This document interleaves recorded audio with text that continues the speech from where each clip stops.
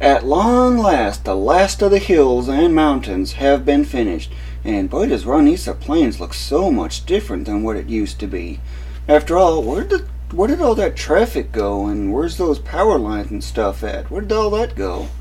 Well, that's because Ronnisa Plains has undergone a big change. And it's not the only change I made.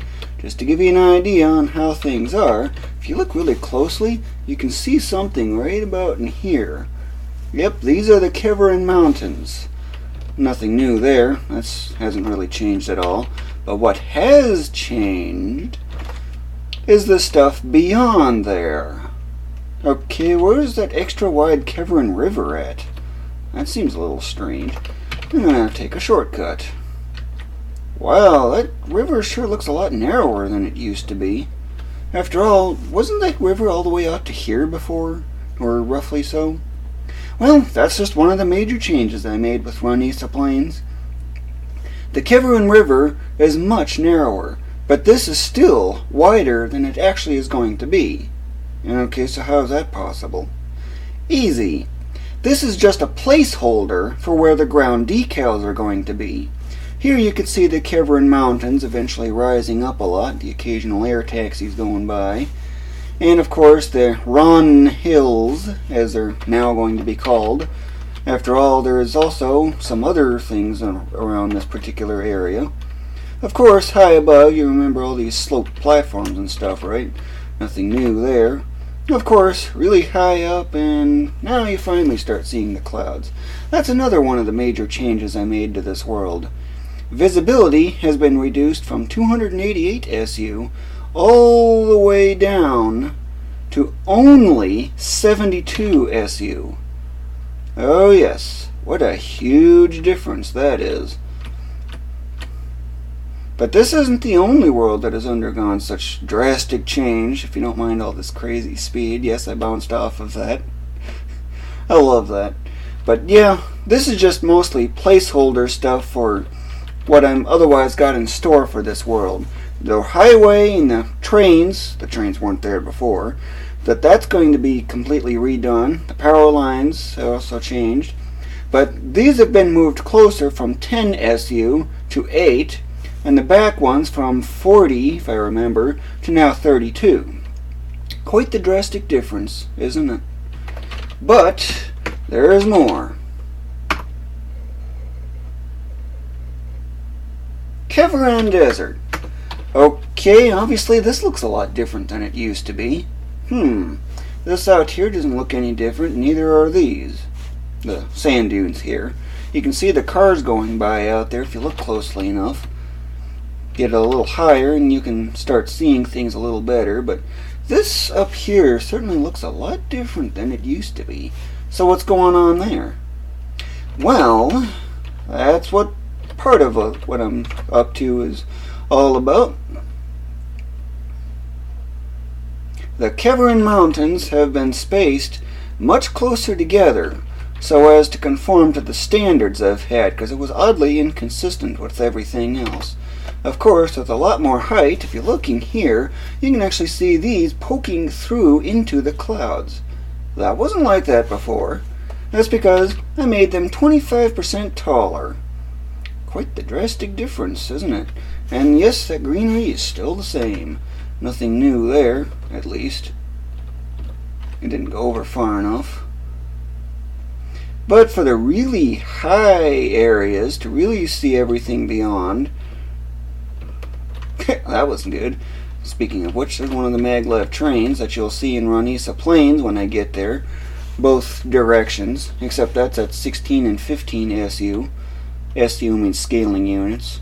Basically, take the width of the screen here and divide it by about 2/3, which is somewhere around here. The distance from the leftmost part of the screen to here is 1 SU. That's how distant these objects out right here are, like that platform and the character, which are things, well, the character is going to be changing, but the platforms are final. But as you can tell from here, there's a lot more greenery than there used to be as well.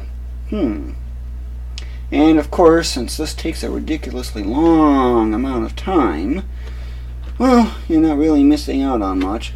But as you can tell here, this ground doesn't start becoming visible until it's already almost right about here for the horizon, distance from the horizon.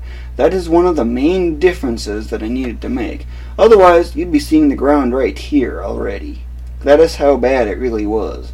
So I made them 25% taller, and I spaced them so that they were half as far apart from each other.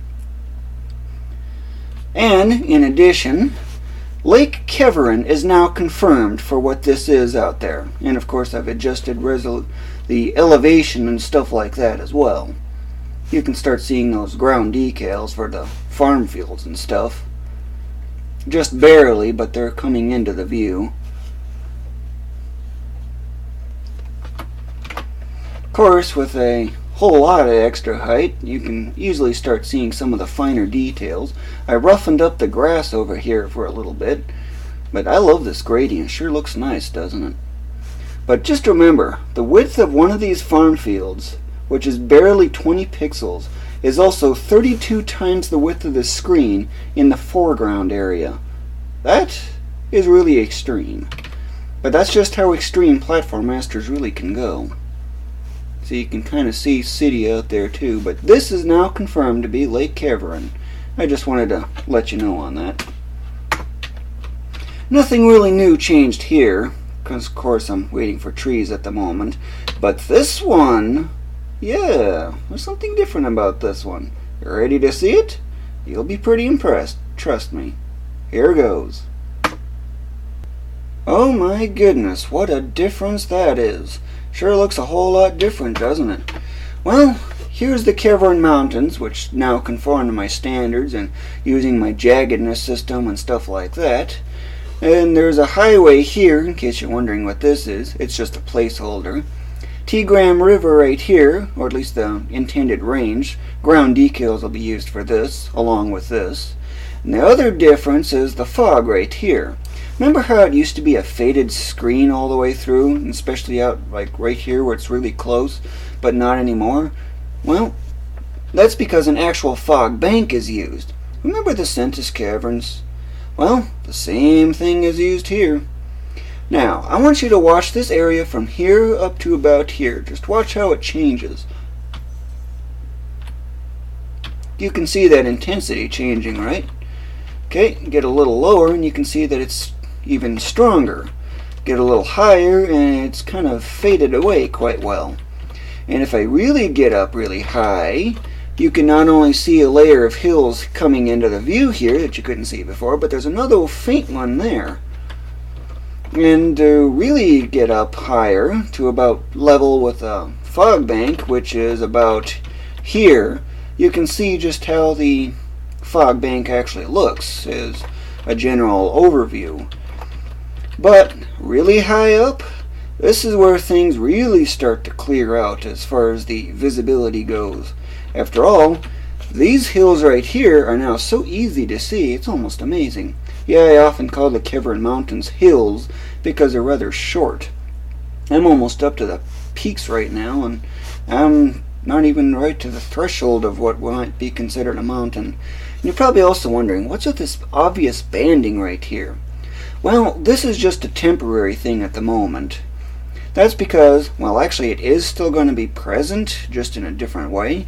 Once I get the trees added in, then the trees are going to have the fog embedded into them, so that way it's kind of optimized.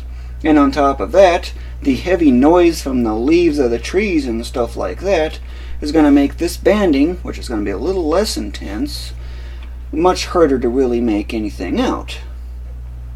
So that's just the basic idea. And if you really want to get a higher up view, make use of a shortcut, my little test level here that I'm getting closer to needing to replace, or at least for actually working on the main levels. Every step I do is getting a little bit closer to that. And if you look closely out in the distance here, you can see that the fog still continues. You can still see fog hidden in behind here, and there's still even more available. And of course, one thing to be warned about, there's a bottomless pit down there. But if you really go up high, This is where you'll see every finer detail. And of course, if you look closely here, you can see the banding there, but you don't really see any banding right here. That's because it's an optimization I came up with for keeping the memory usage and draw count and all that other stuff kind of low. But the Keveran Mountains don't just end there. There's actually going to be ground decals out here too, where the ocean is. That is something that I plan on working on very soon, or at least as my plans have it anyway. Quite the difference, isn't it? There's still a few other adjustments I could probably make, but they're really minor. Nothing really significant.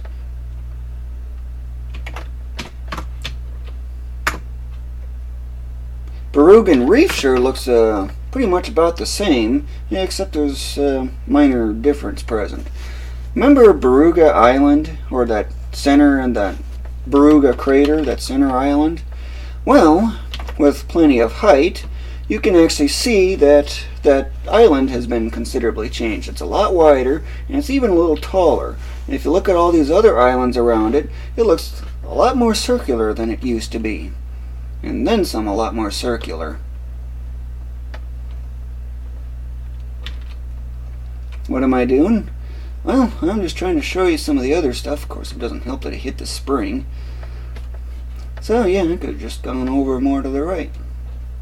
Why didn't I think of that earlier? Don't you love it when that happens? But here, you can start seeing the other part of the rim of the crater. Fallout.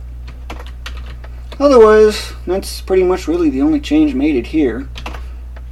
Of course, air taxi has it as well, but it takes a long time to get that far over. The other change comes with maglev train.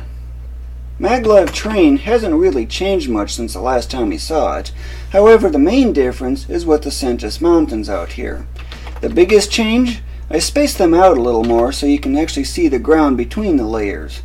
And, in addition, kind of obvious, I added the jaggedness to them. This layer right here, the one at 94 SU if I remember, that layer is the most jagged looking of them all because it's close and also very rough.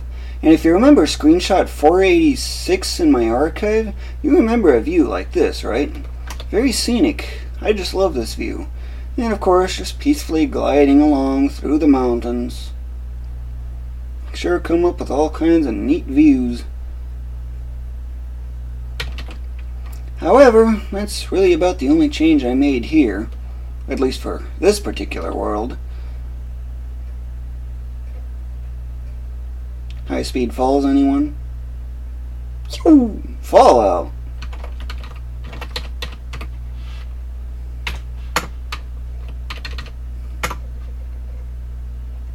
Like maglev train, Moose and Taiga has the exact same change with the Sentis Mountains. They're jagged and they're spaced out a little farther.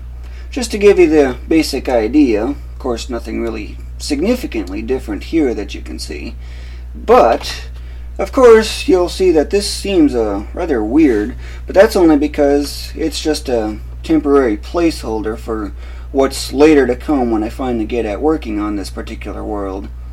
Other than that, here's that gorgeous view again of all these mountains poking through that darker blue sky. Darker because they're getting away from out of the atmosphere, so there's less scattering available. But that's pretty much all there is that I otherwise had going on. This video was created by Ulillillia. Thank you for watching, and enjoy. I think you probably remember the big fall, right? Here it is.